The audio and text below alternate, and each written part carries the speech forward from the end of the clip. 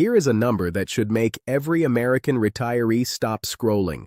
In Porto, Portugal, a retired couple living on $2,500 a month does not just get by.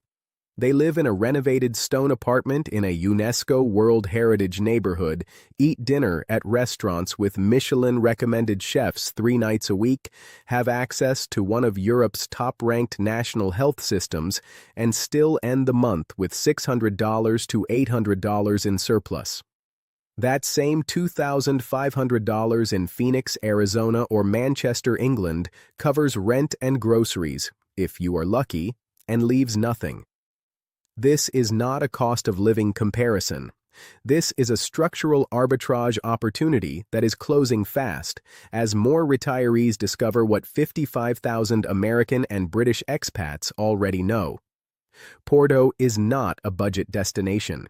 It is a premium European city at developing world prices, and that window will not stay open forever. This is the complete 2026 financial and lifestyle audit. Let's run the numbers. Before we audit Porto specifically, we need to establish why this conversation is urgent. The UK state pension currently pays a maximum of £221.20 per week, roughly $1,130 per month at current exchange rates. The average American Social Security payment is $1,907 per month. A retired couple drawing both, one U.S. Social Security, one UK pension, brings in approximately $3,000 to $3,400 combined. In London, that income covers a 1-bedroom flat in Zone 4, basic groceries, and nothing else. In most U.S. metros, it covers a studio apartment and utilities, with healthcare premiums consuming whatever remains. This is the retirement math that no financial advisor on television wants to discuss openly, because the honest answer requires admitting that the domestic retirement model for middle-class earners in the US and UK is functionally broken. Portugal, and Porto specifically, is not an escape fantasy. It is the mathematically correct response to a structural problem. And the Portuguese government has been actively engineering the conditions to attract exactly this demographic for over a decade. Here is what that looks like in practice. Real estate audit. Porto is Portugal's second city, sitting at the mouth of the Douro River in the country's northwest. It is smaller than Lisbon, population approximately 230,000 in the city proper, 1.7 million in the metro area, which means lower baseline costs, less tourist congestion, and a more authentic daily rhythm. The real estate landscape breaks into 3 distinct tiers for incoming retirees. The first tier is the historic center, Ribeira, Bonfim, and Cedo Feita. These are the neighborhoods that appear in every Porto photograph. Azulejo tile facades, narrow cobblestone streets, the iconic Dom Luís I Bridge. A renovated 2-bedroom apartment here runs between $950 and $1,400 per month in rent. These are genuine European capital-quality apartments in a UNESCO World Heritage Zone. Purchase prices for equivalent properties range from $280,000 to $450,000, with foreigners facing no legal restrictions on property ownership. The second tier is the inner residential belt, Paranhos, Campanha, and Ramalde. These are functional, well-connected neighborhoods where locals actually live. Rent for a modern 2-bedroom drops to $650 to $950. Quality of life is high, tourist footfall is low. The third tier is the Greater Porto Metro, Vila Nova de Gaia directly across the river, Matosinhos on the Atlantic coast, and Maia to the north. Here, a 2-bedroom apartment with sea or river views rents for $550 to $800. Matosinhos in particular deserves attention. It sits directly on the Atlantic, has one of the best fish markets in Europe, a functioning local community, and rents that are 35% below central Porto. For retirees prioritizing a coastal lifestyle over city center proximity, It is the highest value zone in the entire region. Healthcare Audit. Portugal's Serviço Nacional de Saúde, the SNS, is the national health system established in 1979 and modeled on the British NHS. The WHO ranks Portugal's overall health system in the top 20 globally. Legal residents, including foreign retirees who have established residency, are entitled to access the SNS. The enrollment process requires obtaining a NIF tax number, registering with the local Junta de Freguesia, and applying at a health center. Once enrolled, GP consultations cost between €5 and €10. Specialist referrals, diagnostic imaging, and most inpatient procedures are covered at minimal cost. For retirees who want zero wait times and English-speaking specialists as the default rather than the exception, private health insurance is the recommended bridge. A comprehensive private health insurance policy through providers such as Médis, Multicare, or international insurers like Cigna Global or Allianz Care runs between €180 and €380 per month for a couple in their early 60s, depending on coverage level and pre-existing conditions. This provides access to Porto's private hospital network, Hospital da Luz Porto, Hospital CUF Porto, and Hospital Lusíadas, where a cardiology consultation costs €60 to €90, an MRI runs €150 to €250, and elective surgery is priced at 25 to 40% of equivalent U.S. private costs. English proficiency among medical staff in Porto's private hospitals is high. The standard of clinical care is accredited to European Union standards, which are among the most rigorous globally. For retirees with existing cardiac, orthopedic, or oncological conditions, Porto's private medical sector represents a genuine upgrade in access relative to U.S. Medicare Advantage networks, at a fraction of the cost. Cost of living audit. Let's run a complete monthly budget for a couple using conservative mid-range figures for 2026. Rent for a two-bedroom in the Bonfim or Quedofeita neighborhood, $1,050. Private health insurance for two people aged 62, $320. Groceries at local Mercado do Bolhão and neighborhood supermarkets, Pingo Doce and Continente, are the main chains, priced 40 to 55% below equivalent UK and US supermarkets, $320. Dining out. Porto's restaurant scene ranges from $12 to $18 for a full lunch menu including wine at a local tasca, to $35 to $60 for a mid-range dinner. Budget for dining out 4 times per week, $260. Utilities, electricity, water, gas, and internet, $140. Local transport. Porto's metro system covers the city and connects to the airport, beach, and Matosinhos. A monthly unlimited pass costs €40. Budget for two, $90. Personal care, household items, entertainment, $180. Travel. 1 return flight to the UK or US per year, amortized monthly, $120. Total, $2,480. Monthly surplus on a combined $3,000 income, $520. On a combined $3,500 income, $1,020. That surplus, invested at a conservative 4% annual return over a 15-year retirement, represents $110,000 to $220,000 in additional accumulated wealth, capital that simply does not exist if you remain in your home country on the same income. The hidden catch. Now, Porto is not a frictionless relocation. There are 3 structural challenges that catch a significant percentage of incoming retirees off guard, and this channel's job is to make sure you are not one of them. The first is the NHR tax regime transition. Portugal's original non-habitual resident program, which offered a 10-year flat tax of 10% on foreign pension income, was replaced in 2024 with the IFICI regime, also known as NHR 2.0. The new framework is more targeted, primarily benefiting qualifying professionals and certain investment categories. For standard retirees receiving pension and Social Security income, the tax picture has changed.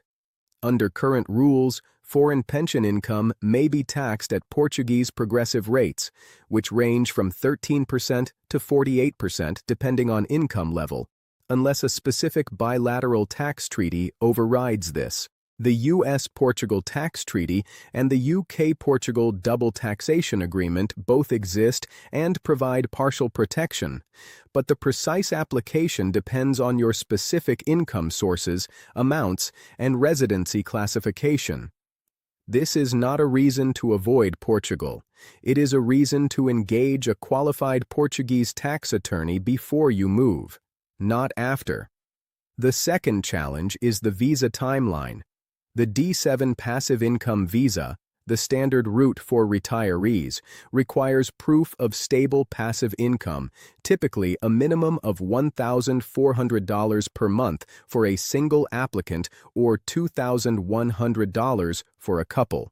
The application is submitted through a Portuguese consulate in your home country. Processing times in 2025 and 2026 have ranged from 3 to 8 months, depending on consulate volume. Plan accordingly. The third challenge is the language barrier at the bureaucratic layer. English is widely spoken in Porto's commercial and medical sectors. It is not the operating language of the local tax office, the Immigration Service, SEF, now AIMA, or most government administrative functions. Engaging a local relocation lawyer, a solicitador, for the first 12 months is not optional. It is the single most cost-effective investment you will make in the entire relocation process. Fees typically run between $1,500 and $3,000 for full first-year administrative support. Safety and cultural integration audit. Porto consistently ranks among the safest cities in Western Europe. The Global Peace Index places Portugal in the top 5 most peaceful nations globally, a ranking it has held for multiple consecutive years. Porto's street-level crime statistics, pickpocketing in the historic tourist zones, occasional opportunistic theft, are comparable to any major European city and significantly below London, Paris, or any major U.S. metro. For retirees, the relevant safety metrics are not abstract peace indexes. They are, can I walk to dinner at 10 p.m. without anxiety? The answer in Porto's residential neighborhoods is an unambiguous yes. Can I get emergency medical attention within a reasonable time frame if I collapse? Porto has 2 Level 1 trauma hospitals, Hospital de São João and Hospital Santo Antonio, both within the city, both equipped with 24-hour emergency departments. Average emergency response times in Porto are under 12 minutes. The expat community infrastructure in Porto has matured significantly. The Americans Abroad Club Porto, the British-Portuguese Chamber of Commerce social network, and multiple organized expat Facebook groups and WhatsApp communities provide immediate social connection for new arrivals. The city's concentration of foreign retirees in neighborhoods like Bonfim, Lordelo do Ouro, and Foz do Douro has created micro-ecosystems of English-speaking cafes, bookshops, and social events that make cultural integration manageable even for those who never master Portuguese. On the language question itself, learning Portuguese is worth doing, and the local population will respond warmly to any genuine effort. But it is not a prerequisite for a functional daily life in Porto in 2026. The city has adapted.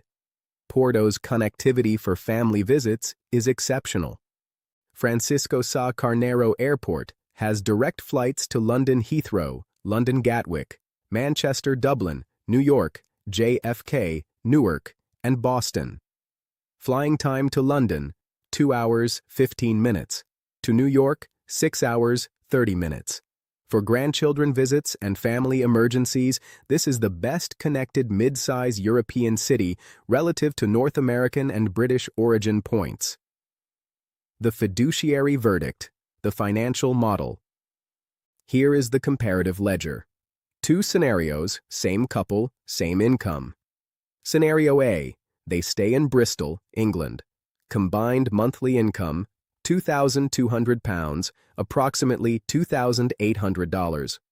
Rent for a 2-bedroom in a decent Bristol suburb, £1,400. Council tax, £180.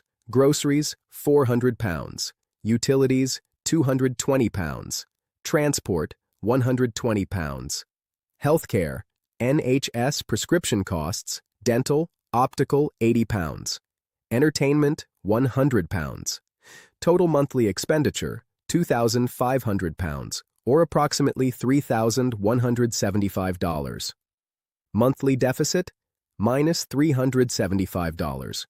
They are spending more than they earn every single month. Over a 20-year retirement, that deficit compounds to a 6-figure drawdown on their savings, assuming their savings survive at all. Scenario B, they move to Porto, Bonfim neighborhood. Same combined income, $2,800. Rent for a 2-bedroom, $1,000. Private health insurance, $290. Groceries, $300. Utilities, $130. Transport, $85. Entertainment and dining, $240. Miscellaneous, $150. Total, $2,195. Monthly surplus, $605. Over 20 years at 4% compounding, that surplus accumulates to $222,000, a complete financial reserve built from income that previously produced a deficit. The arithmetic is not subtle. It is not a matter of lifestyle preference. It is a structural financial decision with a 6-figure outcome differential. And that calculation does not factor in the healthcare cost protection, the single largest financial risk a retiree faces, which in Portugal is solved at a fraction of UK or US private insurance costs. The question is not whether Porto makes financial sense. The data is unambiguous. The question is whether the person watching this video is going to make the decision this year or wait until the window closes. Strategic call to action. If Porto is on your serious consideration list, the next step is not browsing apartments on Idealista. It is building a complete relocation decision framework, tax structure, visa pathway, healthcare continuity, and a 12-month financial model calibrated to your specific income sources. We have built a Portugal retirement audit checklist that walks through every variable in sequence. The D7 visa requirements, the current NHR 2.0 tax framework, the SNS enrollment process, and the month-by-month transition timeline. Download it free at the link below. This channel does not accept commissions from Portuguese real estate agents, relocation companies, or legal firms. Every audit we produce is funded by our community and built to give you the same quality of analysis you would pay a financial advisor $500 an hour to produce. Subscribe to Retire Nest so you do not miss the next video in this series. The complete Portugal healthcare deep dive, where we tour Porto's top 3 private hospitals, compare insurance plan structures head-to-head, and answer the question every retiree with an existing condition needs answered before they book a flight. Are you actively considering Portugal or still comparing it against other European options? Drop your current situation in the comments. We read everyone, and your specific question may become the subject of a future deep dive.